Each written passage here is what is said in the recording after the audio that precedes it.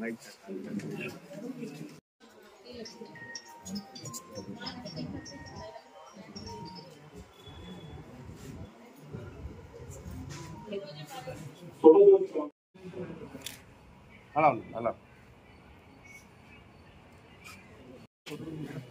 Government లోనూ జరిగినటువంటి సన్మాన కార్యక్రమాలు మాకు బీజేపీ గ్రామానికి వచ్చిన తర్వాత సమయంగా ఉండేలాగా వాళ్ళకి నాకు తెలుస్తున్నారు కాబట్టి తెలుసుకొని ప్రతి ఒక్క మెంబర్కి ప్రతి ఒక్క కార్యవర్గ సభ్యునికి కూడా తెలుసుకొని నమ్మకం అర్పిస్తున్నాం.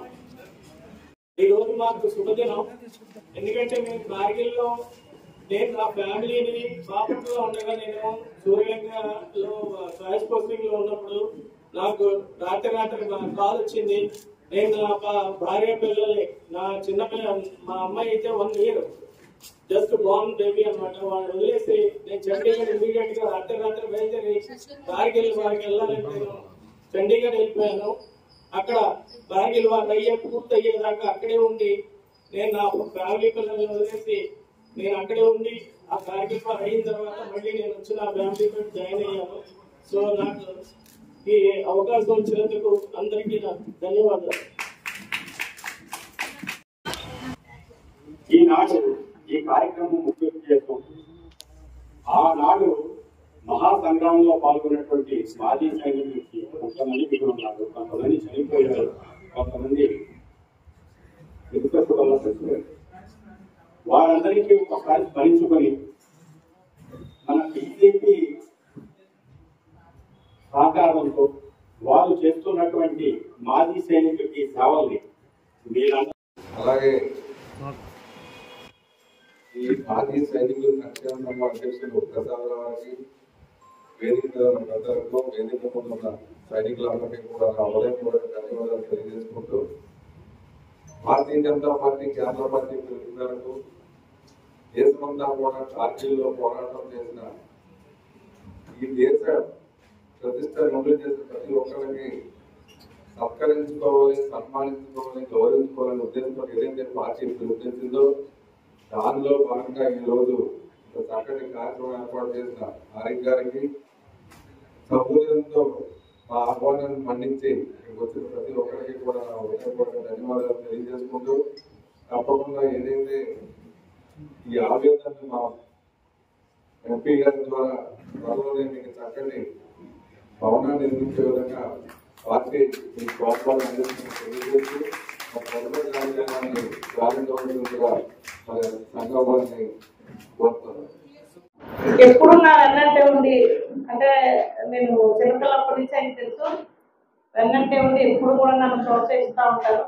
రాజకీయంగా కూడా ఆయన గురువర్యులు గంగం ప్రసాదరావు గారికి, సెక్రటరీ మాజీ సైనికుల కోసం ఎంతో కృషి చేస్తూ ఉంటారు మన సెక్రటరీ గంటా చంద్రశేఖర్ గారికి, అలాగే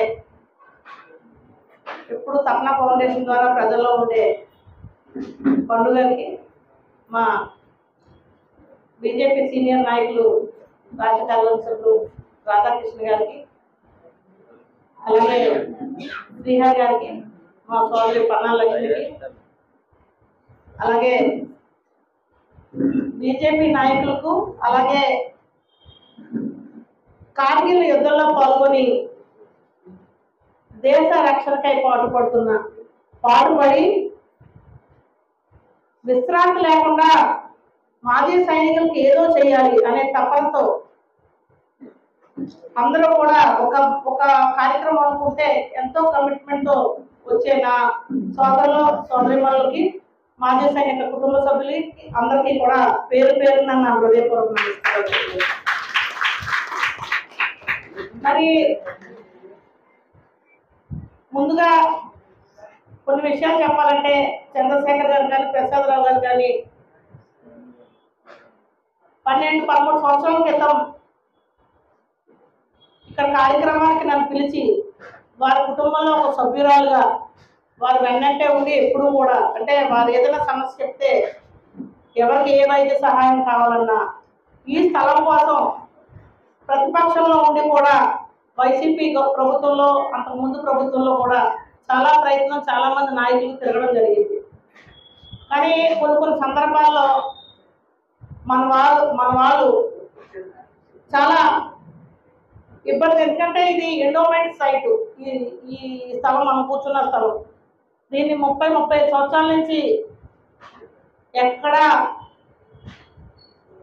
ఒక్క డేట్ తప్పు రాకుండా ఫస్ట్కి దీన్ని అద్దె చెల్లిస్తూ దీన్ని ఇందులోనే ఆఫీసు తూర్పుగోదావరి జిల్లా మాజీ సైనికులు ఇందులో 3600 మంది సభ్యులు పైచులుగా ఉన్నారు.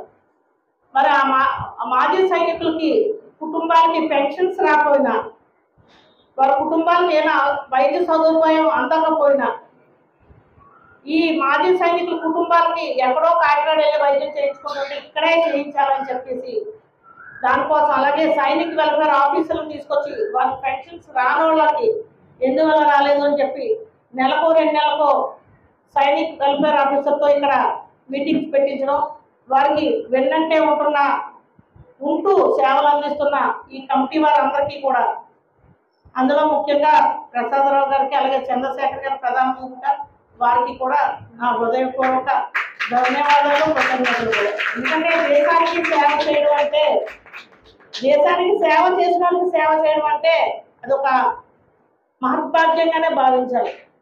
దేశ ప్రజలు ఈరోజు సంక్షేమంగా ఉన్నారు అంటే వారు చేసిన త్యాగాల వల్లే అని మనం చెప్పుకోవచ్చు. కానీ వారి కుటుంబాల్లో చాలా ఇబ్బందులు ఉన్నాయి. మాజీ సైనికుల కుటుంబాలకి